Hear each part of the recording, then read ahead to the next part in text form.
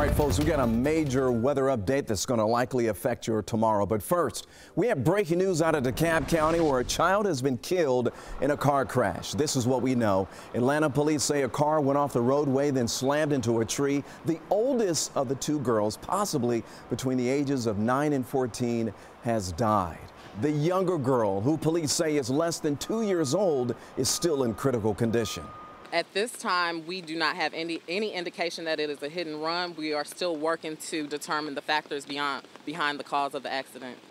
Well, this took place on Glenwood Avenue and 2nd Avenue. That's in southeast Atlanta. The driver of the car, a 53-year-old woman, suffered 2 broken legs and is also in the hospital. Police have not said if the rain actually caused this car to go off the roadway.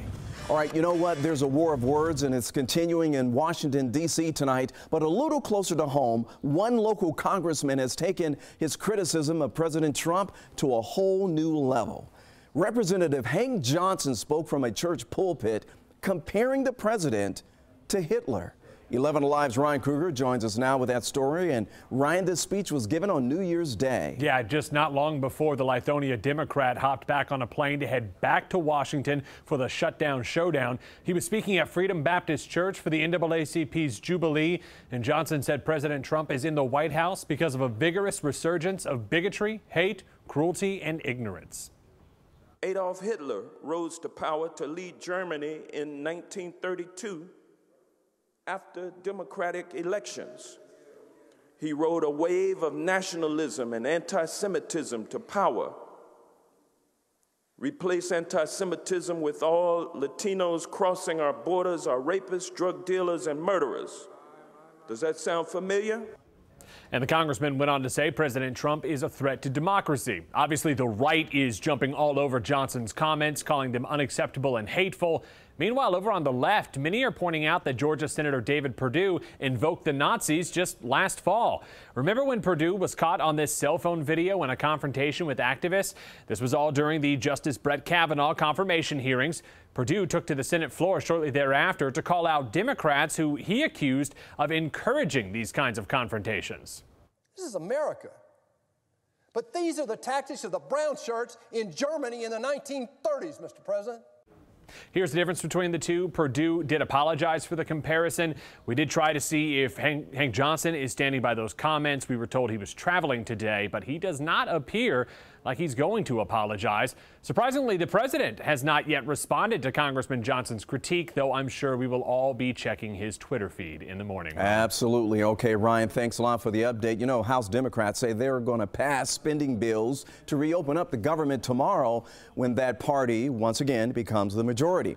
Congressional leaders met with the president today, then spoke to reporters outside the White House. Listen. I was a little disappointed with I would say some on the other side. They wouldn't, once the secretary started, the Senator Schumer interrupted her, and they really didn't want to hear it. The bottom line is very simple. At our last meeting, the president said, I am going to shut the government down. They are now feeling the heat.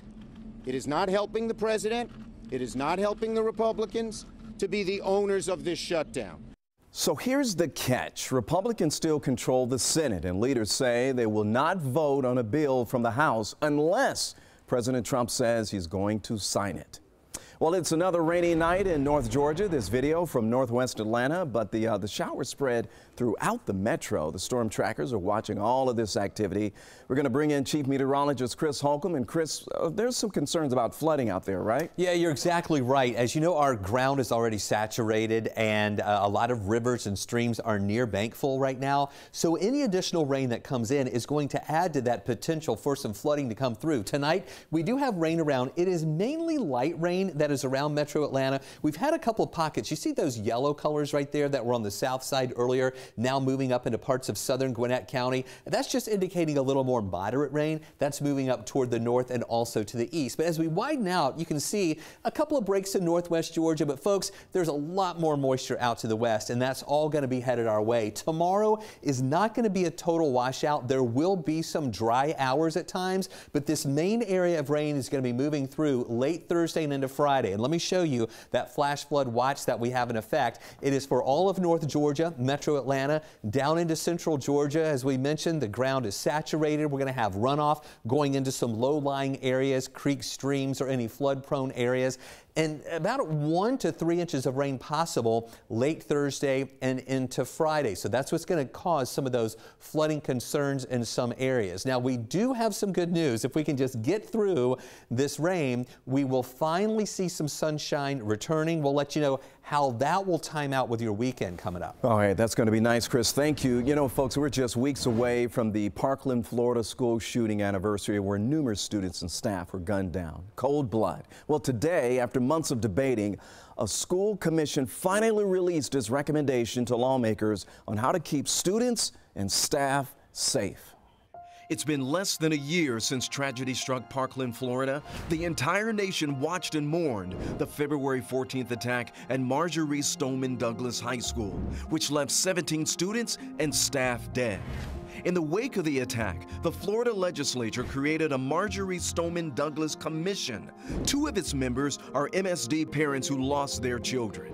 After 8 months of intense meetings, the commission's 446-page report offers recommendations to prevent that tragedy from happening again. Some of the recommendations include expanding the law that allows some school staff to be trained to have firearms on campus. They suggest teachers should now be included. Classrooms include hard corners or safe places where students can hide out of sight from a shooter firing through doors or windows. Schools provide real-time surveillance camera access to law enforcement. We hardened the federal buildings after the Oklahoma City bombing. That's worked. We hardened the airports after 9/11. That's worked. The one area we haven't is we haven't hardened our schools, but we continue to have attack after attack. Children continue to die, teachers continue to die, and that's one of the areas that needs to be focused. Absolutely, and those recommendations are now headed to the Florida legislature and eventually the governor's office. All right, time to take a look at your speed feed. A burned truck with 2 bodies inside. And tonight, investigators must figure out if it's a couple who disappeared 2 days ago. The couple, Melissa and Stephen Rhodes, disappeared a little after midnight on New Year's. Police found a truck matching theirs burned on Logging Road in Crawfordville. They believe the Rhodes' bodies were inside. The medical examiner will have to determine how they died.